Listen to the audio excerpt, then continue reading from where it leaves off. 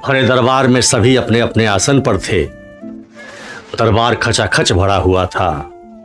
अकबर एक पतले दुबले व्यक्ति से पूछ रहे थे, सुना है तुम बड़े चमत्कार करते हो, तुम्हारी बहुत चर्चा है आजकल, कुछ चमत्कार हमें भी दिखाओ, और अगर नहीं दिखा सकते तो मैं समझूंगा कि तुम ढोंगी हो, तुम लोगों को मूर्ख बना रहे हो। जरा मुझे भी तो पता चले कि कैसा चमत्कार करते हो। नमस्कार, मैं शैलेश कुमार, शैलेश की बात में आपका हार्दिक स्वागत है। और आज मैं चर्चा करने आया हूँ उस चर्चा पर जो आज के दिनों में बहुत जोरों पर है, चाहे वह डिबेट हो, चाहे आम व्यक्तियों के रूप में हो, चाहे वह पेपर के पन्नों पर हो, सभी जगह एक ही चर्चा है कि चमत्कार कर रहा है और एक वह व्यक्ति चमत्कारी है या ढोंगी है। जी हाँ, बात हो रही है धीरेंद्र शास्त्री की।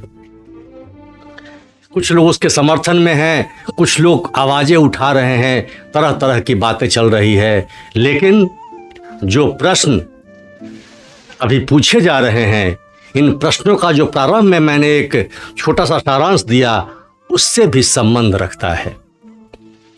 उस काल में भी इस तरह के प्रश्न पूछे गए थे, लेकिन वो व्यक्ति कौन था, उस व्यक्ति ने क्या जवाब दिया, इस पर चर्चा होगी।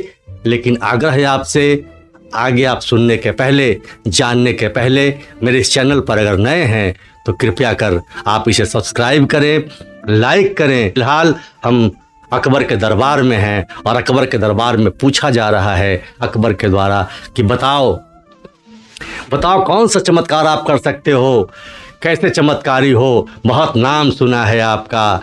तब वह दुबला पतला व्यक्ति जो तुलसीदास हैं वो कहते हैं, चमत्कार मैं नहीं करता, ये तो राम की कृपा है, कुछ बातें मेरे मुंह से निकल जाती है और वह सच साबित हो जाता है, इसमें मैं क्या कर सकता हूं। अच्छा, तो बस इतना कह देने से तुम कह देते हो, वो बातें हो जाती है और लोग तुम्हारी बातों को मान लेते हैं। तुलसीदास कहते हैं, सच बात यही है, मेरे अंदर कोई शक्ति नहीं है। नहीं, फिर तुम मुझे बरगलाने का प्रयास कर रहे हो, मुझे तुम मूर्ख समझते हो।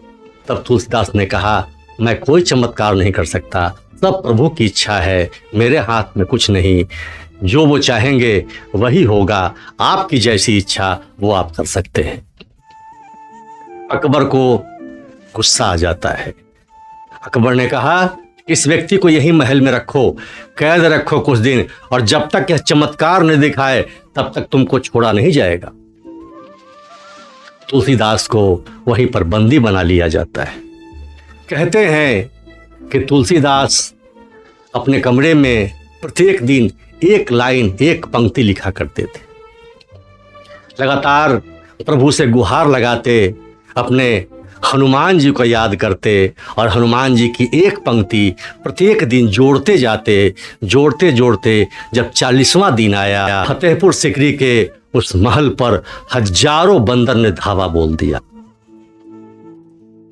तब अकबर ने अपने सलाहकारों को बुलाकर पूछा, किसी फकीर से पूछा, उस समय रहीम खाना रहीम थे, उनको भी बुलाया गया, और तब फकीरों ने कहा, किसी को बंदी बना रखा है क्या? तब अकबर ने कहा, हाँ, एक है तुलसी, जिसे मैंने कहा है कि जरा चमत्कार दिखाओ तब तुम्हें छोड़ेंगे। तब लोगों ने कहा, जितना जल्द हो उसे आप छोड़ दीजिए, जितना जल्द छोड़ेंगे जितनी जल्दी यह बला टल जाएगी। अब इसे क्या कहेंगे? और आप कह रहे होंगे कि ये दंत कहानियां हैं, इस तरह की बातें हो सकती हैं, लेकिन यह कहानी आप कैम्ब्रिज विश्वविद्यालय के विलियम फिलिप्स की किताब में पा सकते हैं, जो कैम्ब्रिज विश्वविद्यालय के प्रोफेसर थे और आज भी कैम्ब्रिज विश्वविद्यालय में वो किताब रखी हुई है। नाम का मुझे ध्यान नहीं आ रहा, क्योंकि किसी संत से हमने ये बातें सुनी थी और उस संत के द्वारा ये कहा गया है। इस प्रकार यह कहा जाता है कि 40 दिनों तक जो 40 पंक्तियां लिखी गई वही हनुमान चालीसा हुआ। इस प्रकार हनुमान चालीसा का जो प्राकट्य हुआ वह अकबर के उस कारागार से हुआ। 40 पंक्तियां लिखी गई, हनुमान चालीसा हुआ, बंदरों का धावा हुआ, अकबर ने तुलसीदास को छोड़ दिया। अब यहाँ से हम आते हैं अपने उन विषय पर जो आज के समय में चर्चा का विषय है। यह सच बात है कि पाखंड की कमी इस दुनिया में नहीं है। यह भी सच बात है कि लोग दूसरे को मूर्ख बहुत बनाते हैं और बहुत लूट रहे हैं। लेकिन क्या इस सच्चाई से भी मुंह मोड़ा जा सकता है कि ईश्वर की कृपा भी होती है? आप उसे कृपा का नाम दे दें, आप उसे चमत्कार का नाम दे दें, तब तो मानना पड़ेगा। अगर ईश्वर की कृपा को हम पाखंड कह दें, तब तो फिर आस्था का कोई विषय नहीं रहा, विश्वास का कोई विषय नहीं रहा, और सारी बातें अगर कपोल कल्पित हो जाएंगी, तब तो प्रश्न चिन्ह यहां तक खड़ा होगा कि ईश्वर है कि नहीं है। किसी भी धर्म के लोग हों, सभी लोग किसी न किसी ईश्वर को मानते हैं, वो उनके आराध्य होते हैं। तो आराध्य के द्वारा जो भी घटनाएं हमारे जीवन में घटती हैं, हम मानते हैं ये उनकी कृपा है, यह उनका चमत्कार है।